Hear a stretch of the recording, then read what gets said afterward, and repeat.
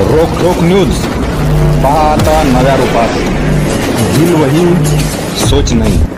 संपादक मकरंद साठे. तालुक्यामध्ये नरेंद्र मोदी साहेबांची सभा झाली. त्या सभेनंतर टीका टिप्पणी अशी होती की मोहिते पाटील कुटुंबातील एक व्यक्ती या निवडणुकीमध्ये उभा राहिल्यानंतर देशाच्या पंतप्रधानाला या माळशिरस तालुक्यामध्ये सभा घ्यावी लागते. या प्रश्नाकडे कशी पाहता? भारतीय जनता पार्टीचं व्हिजन ज्यावेळेस 2019ची निवडणूक झाली त्यावेळेस त्यांनी 2024ची तयारी केली होती. आणि राजकारणामध्ये कुणी कुणाला ताकद द्यावी लागते याचा मुद्दा असा आहे की या देशामध्ये त्या माढा लोकसभेमध्ये ज्यावेळेस मोहिते पाटलांना नरेंद्र मोदी यांना बोलवावं लागतंय हे त्यांचं वक्तव्य आहे. ज्यावेळेस तुमची उंची आणि तुमचं राजकारण ज्यावेळेस ज्यांनी अनेक वर्ष विरोध केला त्यांच्या कुबड्यावरती तुम्ही उभा आहे. तुम्ही नरेंद्र मोदीवरती टीका करण्याइतकी तुमची उंची आता राहिली नाही.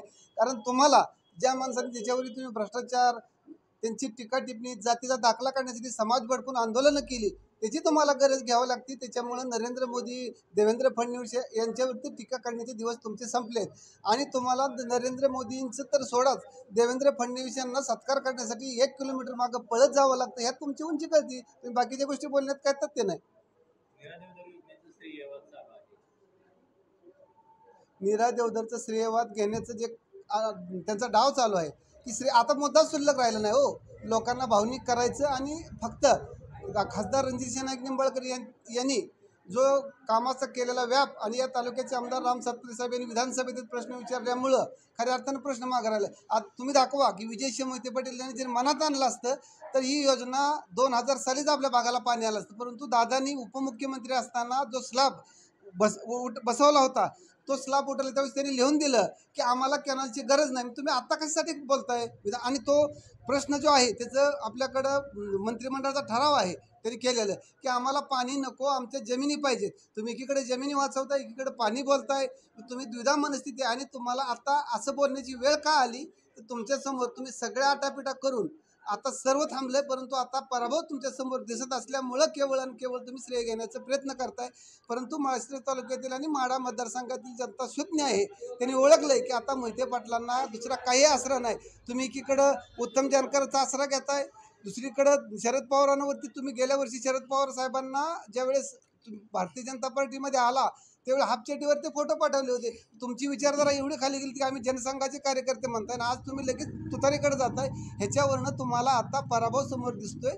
आणि येत्या 4 तारखेला ज्यावेळेस भारतीय जनता पार्टीचं कमळ फुलल त्यावेळेस तुम्हाला कळेल की तुम्हाला एकच मुद्द्यावरती तुम्हाला राजकारण करायचं नाही ना. एखाद्या योजनेचं समजा एखादी मुलगी माहेरमध्ये येते आणि सासरला गेले तुझं नाव बदलतं.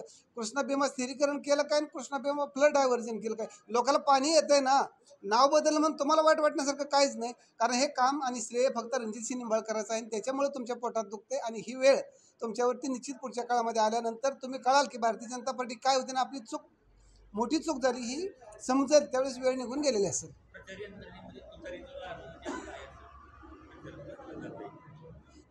तुतारीचं वारं कसं आहे तर वारं दोन्हीकडं वारं येतं या.